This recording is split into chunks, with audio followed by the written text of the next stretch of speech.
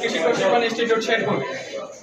স্পষ্ট বিবৃতি, আমরা কৃষি ডিপ্লোমার শিক্ষার্থী দীর্ঘদিন যাবৎ আমাদের 8 দফা দাবি সরকারের বিভিন্ন মহল, যেমন মাননীয় শিক্ষা উপদেষ্টা, মাননীয় কৃষি উপদেষ্টা, শিক্ষা সচিব, কৃষি সচিব, বিশ্ববিদ্যালয় মঞ্জুরি কমিশনের চেয়ারম্যান, জেই এর মূল পরিচালক, সকল অধ্যক্ষের কার্যালয়, ডিসি মহোদয়ের কাছে স্মারকলিপি প্রদান করেছিলাম।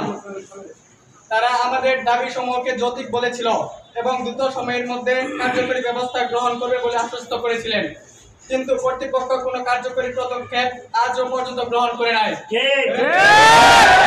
যার ফলে আমরা সাধারণ শিক্ষার্থীরা হতাশাগ্রস্তভাবে দিন কাটাচ্ছি। আমরা আমাদের ভবিষ্যৎ ও শিক্ষা জীবন অন্ধকারে ঠেলে দিতে চাই না।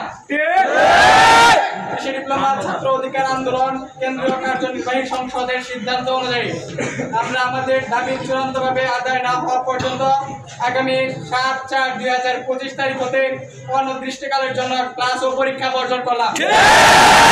আমাদের দাবি দেওয়া যৌক্তিক বলা হলেও এখন পর্যন্ত আমাদের দাবি দেওয়া পূরণের ব্যাপারে কোনো আশ্বাস এবং কোনো লিখিত নথি আমরা আজ পর্যন্ত পাই নাই। তো আমরা এই বৈষম্য মুক্ত বাংলায় এখনো বৈষম্যের শিকার আছি।